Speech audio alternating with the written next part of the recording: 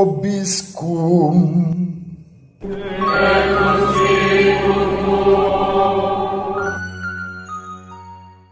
Sahabat peradaban kasih ekologis yang terkasih, selamat berjumpa dalam renungan harian bersama saya Romo Alois Budi Purnomo PR melalui channel ini.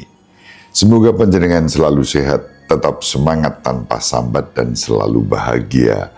Kebahagiaan yang bersumber dari Tuhan Allah kita. Mari kita awali perjumpaan kita dengan bersatu di dalam doa. Kita menggunakan Mazmur tanggapan pada hari ini, hari Minggu Paskah. Dalam nama Bapa dan Putra dan Roh Kudus. Amin. Inilah hari yang dijadikan Tuhan.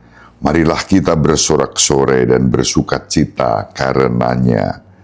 Bersyukurlah kepada Tuhan sebab Ia baik, kekal abadi kasih setianya. Biarlah Israel berkata, kekal abadi kasih setianya.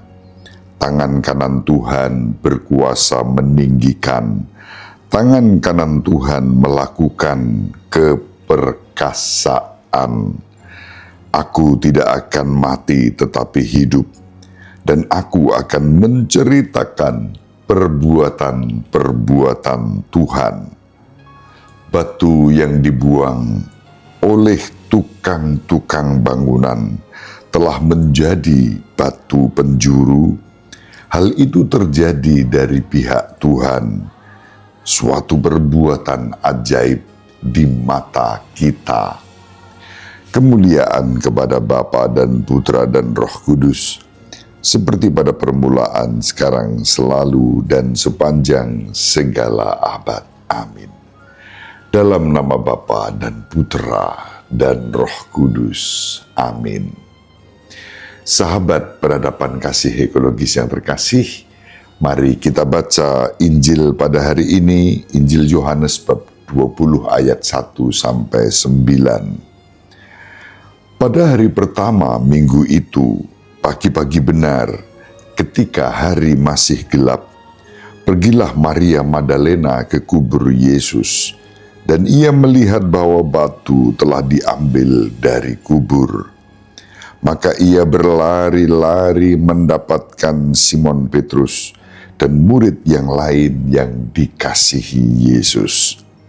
Ia berkata kepada mereka, Tuhan telah diambil orang dari kuburnya, dan kami tidak tahu di mana ia diletakkan. Maka berangkatlah Petrus dan murid yang lain itu ke kubur. Keduanya berlari bersama-sama, tetapi murid yang lain itu berlari lebih cepat daripada Petrus, sehingga lebih dahulu sampai di kubur. Ia menjenguk ke dalam dan melihat kain kafan terletak di tanah, akan tetapi ia tidak masuk ke dalam. Maka tibalah juga Simon Petrus menyusul dia dan masuk ke dalam kubur itu. Ia melihat kain kafan terletak di tanah, sedang kain peluh yang tadinya ada di kepala Yesus tidak terletak dekat kain kafan itu, tetapi agak di samping, di tempat yang lain, dan sudah tergulung. Maka masuklah juga murid yang lain yang lebih dahulu sampai ke kubur itu. Ia melihatnya dan percaya. Sebab selama itu mereka belum mengerti isi kitab suci yang mengatakan bahwa ia harus bangkit dari antara orang mati. Demikianlah sabda Tuhan. Terpujilah Kristus. Sahabat peradaban kasih ekologis yang terkasih, pertama-tama saya ucapkan selamat Paskah untuk panjenengan semua yang merayakan Hari Raya Paskah bersama dengan seluruh umat Kristen apapun denominasinya. Kristen Katolik, Kristen Protestan juga dengan berbagai macam denominasinya. Selamat Paskah. Hari Raya Paskah merupakan puncak dan inti dari iman kita. Tanpa Paskah tidak ada iman akan Kristus. Tanpa kebangkitan Kristus, bisa jadi peristiwa Yesus hanya akan terkurung berhenti di Palestina dan sekitarnya, di antara orang Israel pada zaman itu. Tetapi dengan wafat dan kebangkitan Kristus, maka pribadi Kristus tersebar, diwartakan di seluruh dunia, dan iman akan Kristus bertahan sampai 2000 tahun lebih. Syukur kepada Allah. Sekali lagi, selamat Paskah. Mari kita perhatikan apa yang ditulis dalam Injil pada hari ini. Dikatakan bahwa hari pertama minggu itu, pagi-pagi benar ketika hari masih gelap, Maria Magdalena pergi ke makam Yesus. Kita perhatikan frasa hari pertama, apa maksudnya? Kalau di dalam kitab suci, hari pertama itu dimaksudkan sebagai hari Minggu. Itulah hari pertama dalam seminggu, dalam 7 hari. Kita mempunyai 7 hari, normalnya begitu.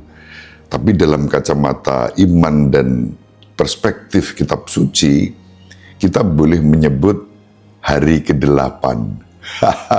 Kok bisa? Hari ke-8 apa maksudnya? Hari ke-8 itu merupakan hari penciptaan baru. Hari pertama, kalau kita membaca kitab Kejadian dalam kisah penciptaan, dikatakan pada hari pertama Allah menciptakan terang dan gelap. Terang dan gelap dipisahkan. Penanda terang sebagai suatu pengharapan akan kebaikan, cerah, sukacita.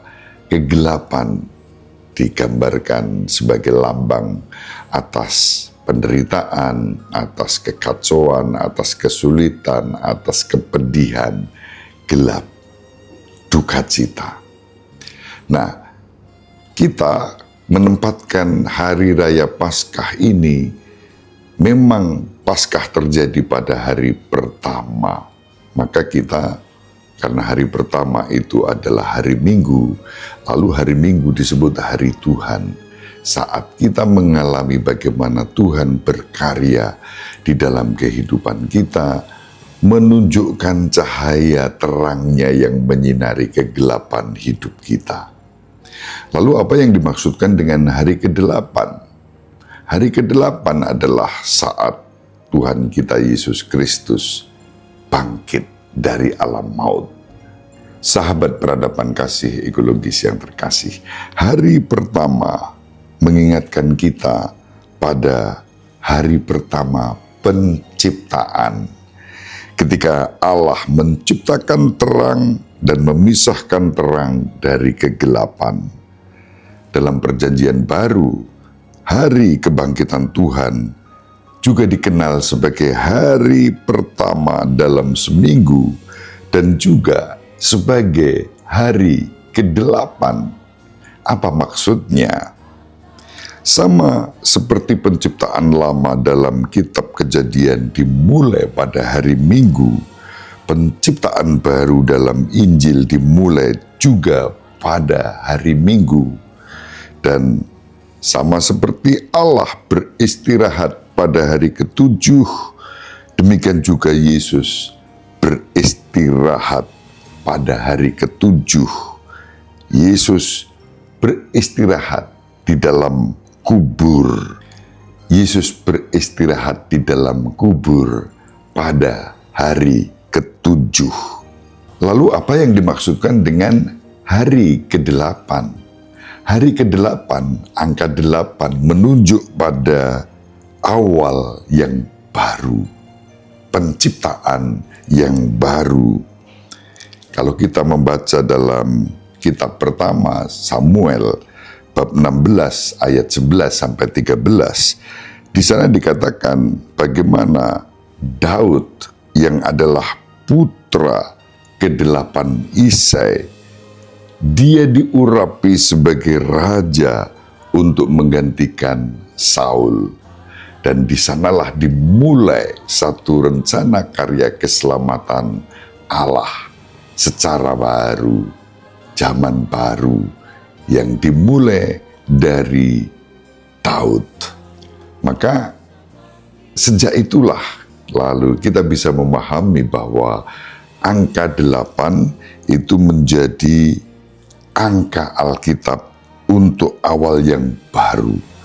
Dengan pengurapan Daud, hari baru telah dimulai dalam sejarah keselamatan bagi umat manusia, karena Yesus nanti juga dihubungkan dengan tahta Daud.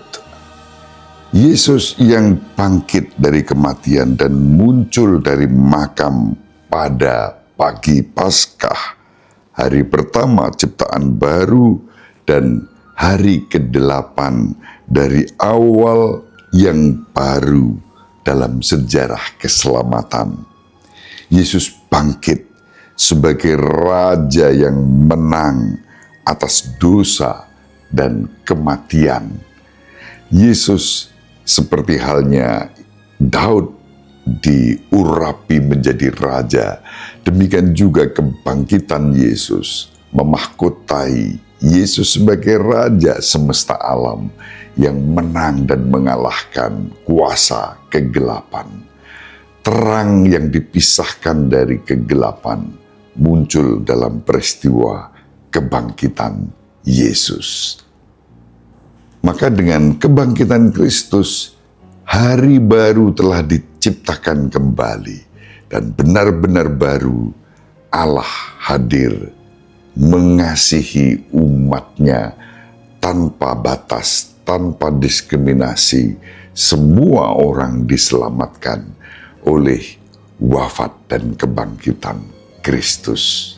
Itulah sebabnya di awal saya katakan, kebangkitan Tuhan kita Yesus Kristus menjadi tanda universalitas keselamatan yang tidak hanya dibatasi oleh ruang dan waktu di Israel, di Palestina, di tempat Yesus lahir, tumbuh berkembang, berkarya, sengsara, wafat di kayu salib. Kebangkitan membuat cahaya keselamatan bersinar di tengah-tengah seluruh kehidupan ini. Mari dengan semangat Paskah kita juga menjadi tanda damai sejahtera dan cahaya di tengah-tengah kegelapan ini. Kita menghadirkan kasih Tuhan yang tidak dibatasi secara eksklusif, tetapi terus menebarkan cahaya Paskah di tengah kehidupan kita bersama. Melalui semangat persaudaraan, kerukunan, persahabatan, dan kehidupan yang harmonis yang ditandai dengan damai sejahtera.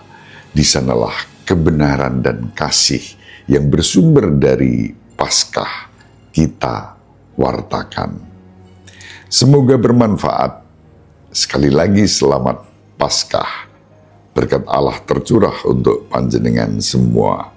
Ibu Maria dan Bapak Yusuf selalu mendoakan kita. Semoga panjenengan semua sahabat peradaban kasih ekologis yang terkasih bersama seluruh anggota keluarga dimanapun berada dibimbing, dilindungi dan diberkati oleh Allah yang Maha Kuasa, Bapa dan Putra dan Roh Kudus. Amin. Terima kasih, salam sehat, tetap semangat tanpa sambat, selalu bahagia kebahagiaan yang bersumber dari Tuhan Allah kita. Salve, shalom, salam sejahtera, berkah dalam.